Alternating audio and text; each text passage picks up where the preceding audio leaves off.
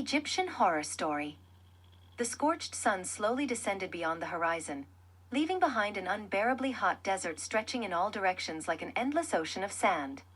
The air carried a heavy, almost suffocating silence, broken only by the faint rustle of grains of sand stirred by the wind in strange, whimsical dances.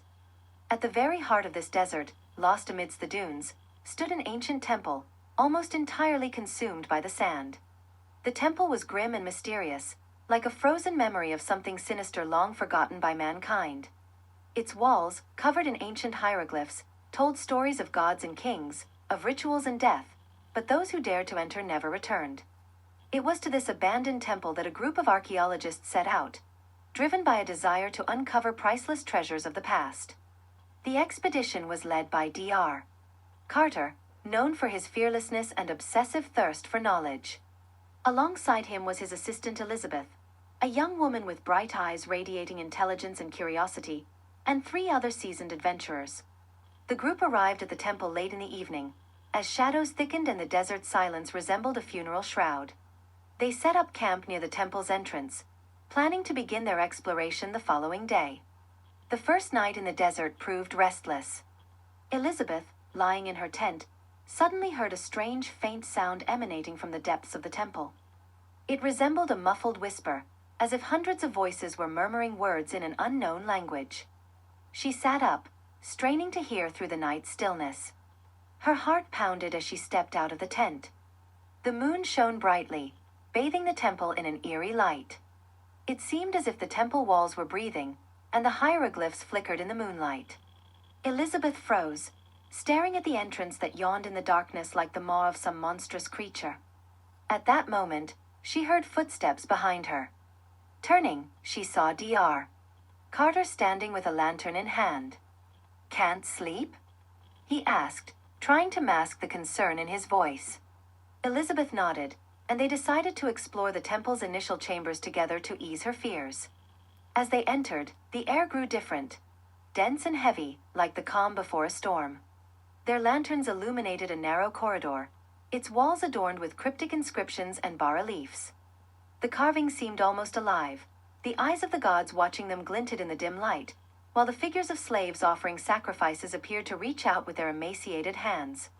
Carter and Elizabeth ventured deeper and deeper until they reached a massive hall. In its center stood a black basalt sarcophagus. Its surface was etched with terrifying faces that seemed to follow their every move. "This is it," Kata whispered.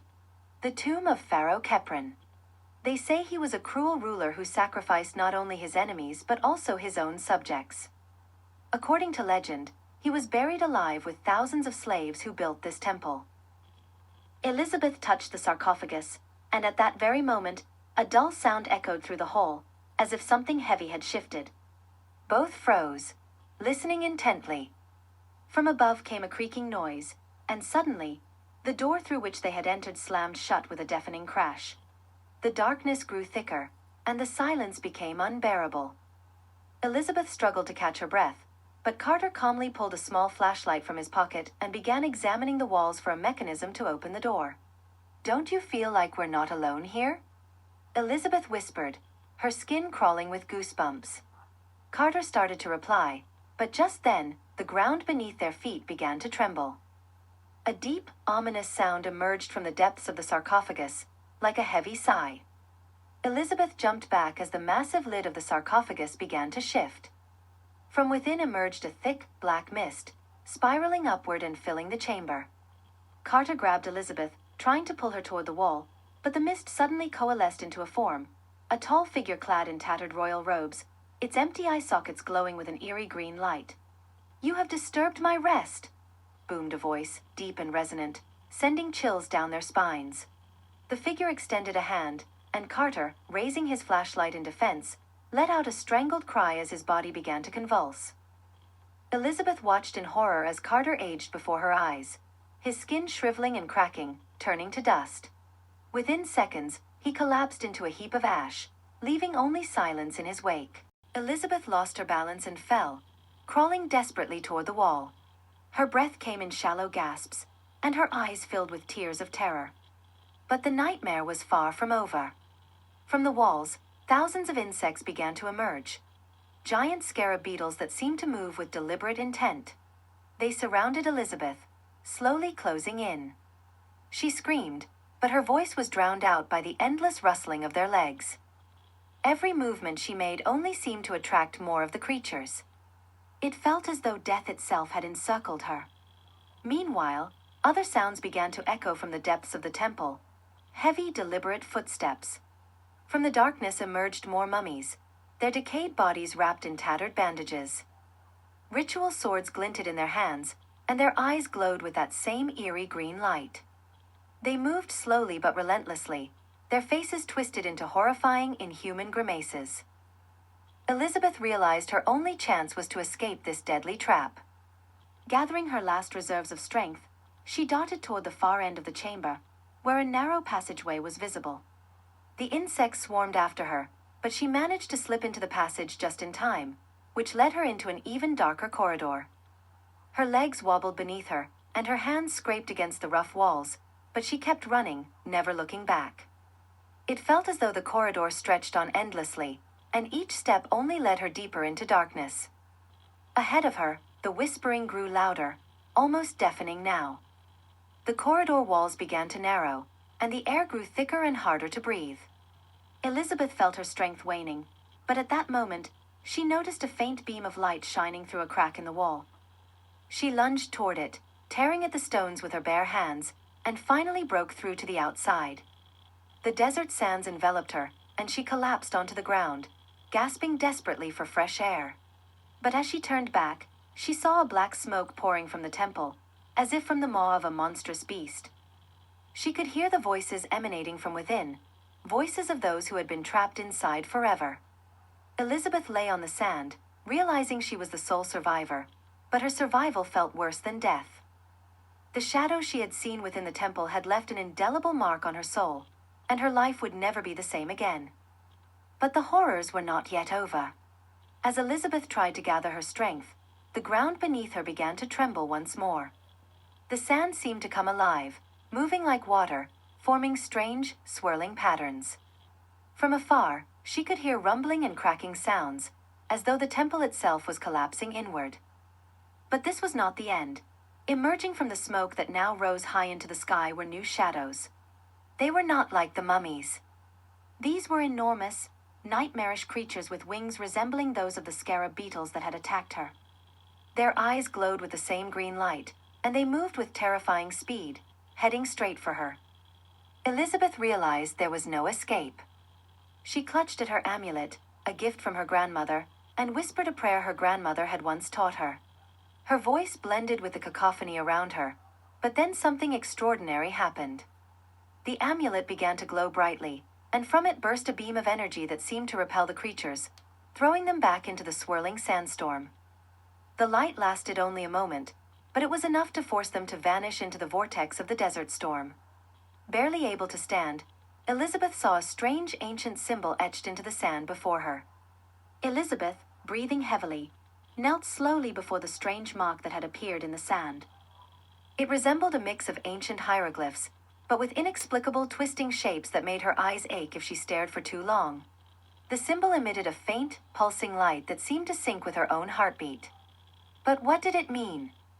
She touched it with her trembling fingers, feeling warmth emanating from it, as though it were alive. Suddenly, the sand began to swirl again, blinding her. When the storm subsided, a tall, translucent figure stood before her, a figure draped in ancient Egyptian attire, crowned with a serpent-like headdress poised as if to strike. Its eyes burned with cold blue fire, and its voice echoed directly in Elizabeth's mind.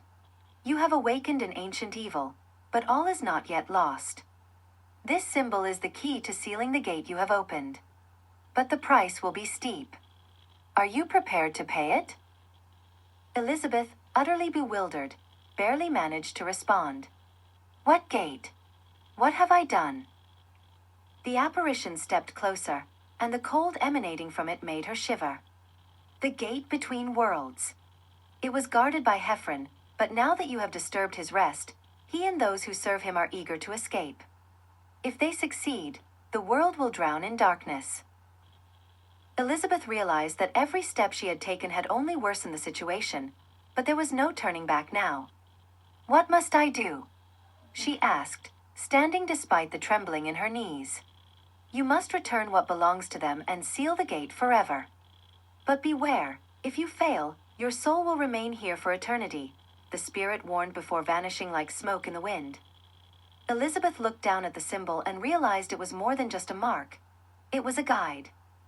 At that moment, the sand beneath her began to shift again, forming a narrow path that led back toward the temple. She knew it was a trap, but she had no other choice. As she followed the path, fear and tension gripped her heart.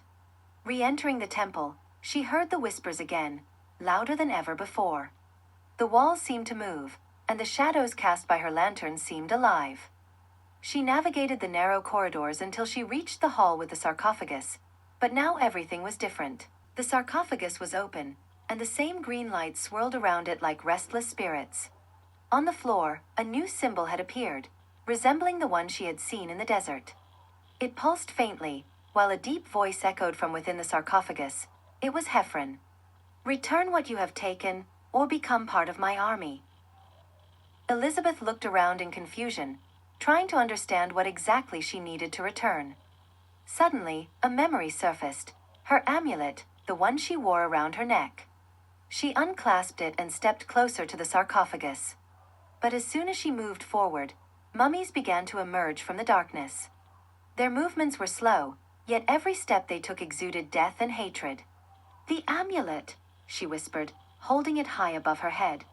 But as she approached the sarcophagus, the darkness around her trembled. The green lights began to spin faster, and the whispers turned into deafening screams. Elizabeth realized she had to act quickly. She threw the amulet into the sarcophagus, and at that moment, everything around her began to spin. The mummies froze in place before crumbling into dust. The ground shook violently, and a massive beam of light shot out from the sarcophagus, piercing the ceiling and scattering the surrounding darkness. But it wasn't over yet. Elizabeth felt an invisible force pulling her toward the sarcophagus, as if it were trying to drag her inside. She fought with all her strength, gripping the walls, but the pull was relentless. On the very edge of the sarcophagus, when the darkness was about to consume her, the same light she had seen in the desert reappeared. It enveloped her, shielding her, and eventually pulled her back to safety. When the chaos subsided, Elizabeth found herself outside. The temple began to collapse, sinking into the sand as though it had never existed. She lay on the ground, staring up at the starry sky, realizing that she had miraculously survived. But deep in her heart, she knew those gates could open again, if someone else dared to disturb their slumber.